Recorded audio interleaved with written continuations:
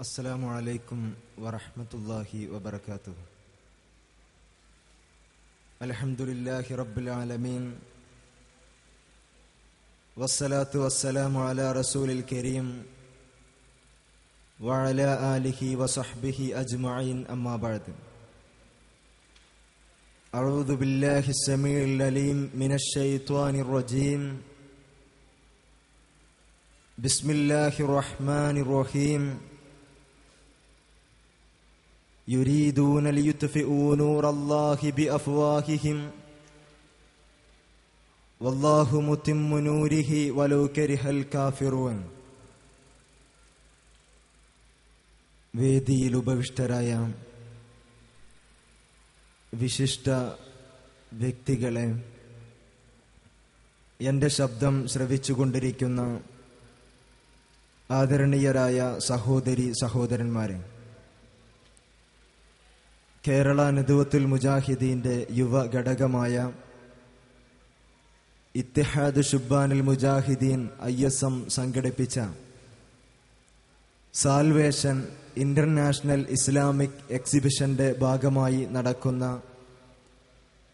Open ഡിബേറ്റിൽ, തുറന്ന സംവാദത്തിൽ നാം ചർച്ചയ്ക്ക് വേണ്ടി തെരഞ്ഞെടുത്ത വിഷയം ഇസ്ലാമും വിമർശനങ്ങളും എന്നുള്ളതാണ്. ഈ അടുത്ത കാലത്ത് ദക്ഷിണാഫ്രിക്കൻ ക്രിക്കറ്റ് താരം ഹാഷിം ആംലെ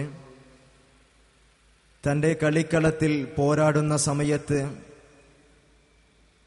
തന്റെ എതിരാളിയെ ക്യാച്ചിങ്ങിലൂടെ കളിയിൽ നിന്നും പുറത്താക്കിയപ്പോൾ അന്നത്തെ കമാൻഡേറ്ററായിരുന്ന ഡീൻ ജോൺസൺ അദ്ദേഹം വിളിച്ചു പറഞ്ഞത് "the terrorist got another wicket" എന്നാണ്. ആ തീവ്രവാദി മറ്റൊരു വിക്കറ്റ് കൂടി വീഴ്ത്തിയെന്ന് ഹാഷിം ആംലെയെ കുറിച്ച് വിളിച്ചു പറഞ്ഞപ്പോൾ എന്തുകൊണ്ടാണ് അദ്ദേഹത്തെ ഭീകരവാദി എന്ന് വിളിച്ചത് എന്ന് ചോദിച്ചപ്പോ അദ്ദേഹം നൽകിയ മറുപടി, ആ മനുഷ്യന്റെ നീണ്ട താടി കണ്ടപ്പോ ഞാൻ അറിയാതെ ഭീകരവാദി എന്ന് വിളിച്ചുപോയി എന്നാണ്. ഇന്ന് ഇസ്ലാമിനെ ജനങ്ങൾ നോക്കിക്കാണുന്നത് ഈ രൂപത്തിലാണ്. മുസ്ലിം സഹോദരങ്ങൾ താടി വളർത്തിയിട്ടുണ്ട് എങ്കിൽ ആ താടി ഭീകരവാദത്തിന്റെ താടിയാക്കി, തീവ്രവാദം പ്രചരിപ്പിക്കുവാനുള്ള താടിയാക്കി സമൂഹം അവതരിപ്പിക്കുകയും അതിലൂടെ മുസ്ലിം സമൂഹത്തെ ഒന്നടങ്കം ഭീകരവാദികളായി ചിത്രീകരിക്കുകയുമാണ് ചെയ്തുകൊണ്ടിരിക്കുന്നത്. ഒരു താടി വളർത്തിയ മനുഷ്യൻ അവനൊരു മുസ്ലിമാണെങ്കിൽ അവന്റെ പേരിൽ തീവ്രവാദി എന്ന നാമം നൽകുകയും അവനെ ആ രൂപത്തിൽ ക്രൂശിക്കുകയും ചെയ്യുമ്പോൾ എന്തുകൊണ്ടാണ് ഇസ്ലാമിനെ ഇത്തരത്തിൽ വിമർശിക്കുന്നത് എന്നാണ് നാം ഓരോരുത്തരും ആലോചിക്കേണ്ടത്. ഇന്ന് ഇസ്ലാമിനെ വിമർശിക്കുന്നവർ രണ്ട് രൂപത്തിലാണ്. ഒന്ന്, തെറ്റിദ്ധാരണയിലൂടെ ഇസ്ലാമിനെ മനസ്സിലാക്കുവാൻ കഴിയാതെ ഇസ്ലാമിനെ വിമർശിക്കുന്നവർ. അത്തരത്തിലുള്ള ആളുകൾക്ക് ഇസ്ലാമിന്റെ ആദർശങ്ങൾ, ഇസ്ലാമിന്റെ അടിസ്ഥാന തത്വങ്ങൾ വിശദീകരിച്ചു കൊടുക്കുമ്പോൾ അതവർക്ക് മനസ്സിലാക്കുവാനും അതിലൂടെ ഇസ്ലാമിന്റെ സുന്ദരമായ സന്ദേശത്തെ ജീവിതത്തിൽ പകർത്തുവാനും അവർക്ക് സാധിക്കുന്നു.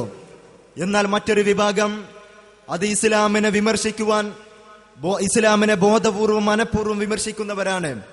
അവരോട് എത്രയെത്ര വിശദീകരിച്ചു കൊടുത്താലും അവർക്ക് ഇസ്ലാമിന്റെ ആദർശത്തെ മനസ്സിലാക്കുവാൻ, ഉൾക്കൊള്ളുവാൻ സാധിക്കുന്നില്ല.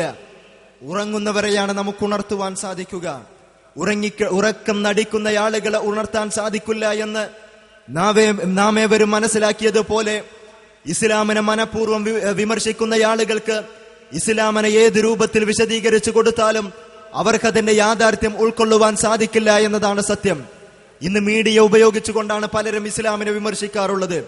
ഇസ്ലാമിനെ പ്രമാണബദ്ധമായി ഇസ്ലാമിനെ നേരിടുവാൻ സാധ്യമല്ല എന്ന് ബോധ്യപ്പെടുകയും അതിന്റെ അടിസ്ഥാനത്തിൽ മീഡിയകളെ പിടിച്ചുകൊണ്ട് ഇസ്ലാം സമൂഹത്തിൽ പ്രചരിപ്പിക്കുന്നത് തീവ്രവാദമാണ് എന്ന് വരുത്തി തീർക്കാനുള്ള അതിവൈകാരികമായ ശ്രമങ്ങളാണ് സമൂഹത്തിൽ എവിടെയും നമുക്ക് കാണാൻ കഴിയുന്നത്. ഈ അടുത്ത കാലത്ത്, ഈ കഴിഞ്ഞ സെപ്റ്റംബർ 10 മാതൃഭൂമിയിൽ ഒരു റിപ്പോർട്ട് ശ്രദ്ധേയമായിരുന്നു. മാതൃഭൂമിയിൽ വന്ന റിപ്പോർട്ടിന്റെ തലവാചകം കൊടും ഭീകരനുമായുള്ള ബന്ധം, യുവതിയെ തേടി ഹിമാചൽ പോലീസ് പേരാമ്പ്രയിൽ എന്നാണ്. ഈ തലവാചകം കേൾക്കുമ്പോ ഒരുപക്ഷെ നാം ഓരോരുത്തരും വിചാരിക്കുക ഇത് മാതൃഭൂമി പത്രത്തിൽ കോഴിക്കോട് എഡിഷനിൽ ഒന്നാമത്തെ പേജിൽ വന്ന വാർത്തയാണ് എന്നായിരിക്കാം. അല്ല, ഒന്നാമത്തെ പേജിലല്ല, ഒരു ജനറൽ പേജിലല്ല, മറിച്ച് കോഴിക്കോട് ജില്ലക്കാർ മാത്രം കാണാവുന്ന ഒരു പേജിൽ കൊടും ഭീകരനുമായുള്ള ബന്ധം, യുവതിയെ തേടി ഹിമാചൽ പോലീസ് പേരാമ്പ്രയിൽ എന്ന് വിശദീകരിച്ച് ഹിമാചലിലുള്ള ഒരു സഹോദരൻ അദ്ദേഹത്തിന്റെ സുഹൃത്ത് അഥവാ ഈ യുവതിയുടെ ഭർത്താവിന് നൽകാനുള്ള പണം ഈ യുവതിയുടെ അക്കൗണ്ടിലേക്ക് അയച്ചപ്പോ അത് ഭീകരവാദമാണ്, അത് തീവ്രവാദമാണ്, ഭീകരവാദവുമായുള്ള ബന്ധമാണ് ഈ സ്ത്രീക്കുള്ളത് എന്ന് വരുത്തി തീർക്കാൻ മാതൃഭൂമിയെ പോലുള്ള പത്രങ്ങൾ പോലും ഈ രൂപത്തിലുള്ള പ്രകടനങ്ങൾ ഇന്ന് കാണിച്ചുകൊണ്ടിരിക്കുമ്പോൾ ഇവിടെ മീഡിയകൾ ഇന്ന് സമൂഹത്തെ തെറ്റിദ്ധരിപ്പിക്കുന്നു, ഇസ്ലാം ഭീകരവാദമാണ് എന്ന് പ്രചരിപ്പിക്കാൻ ശ്രമിക്കുന്നു. ഒരു മുസ്ലിം നാമധാരി അദ്ദേഹത്തിന്റെ പേരിലുള്ള കാര്യങ്ങൾ പോലും മുസ്ലിം തീവ്രവാദമായി അവതരിപ്പിക്കുമ്പോൾ നാം ഓരോരുത്തരും അതിന്റെ യാഥാർത്ഥ്യത്തെ തിരിച്ചറിയേണ്ടതുണ്ട്. ഇന്ന് മീഡിയകൾ ശ്രമിച്ചുകൊണ്ടിരിക്കുന്നത് എന്തെല്ലാം പ്രയാസകരമായ അവസ്ഥകളാണ്. ഒരു മനുഷ്യനെ ഭീകരവാദിയാക്കാനും ഒരേ പ്രവർത്തനം കൊണ്ട് ഒരു വ്യക്തിയെ ഭീകരവാദിയായി ചിത്രീകരിക്കാനും അതേ പ്രവർത്തനങ്ങൾ കൊണ്ട് തന്നെ മറ്റുള്ള വ്യക്തികളാണെങ്കിൽ അത് മാറ്റി പറയാനും ഇന്ന് മീഡിയകൾ സന്നദ്ധരാകുന്നു. ഈ അടുത്ത കാലത്തുണ്ടായ തപാൽ ബോംബും അതുവഴിയുണ്ടായ വിപ്ലവങ്ങളുമെല്ലാം നാം ഓരോരുത്തരും മനസ്സിലാക്കിയതാണ്.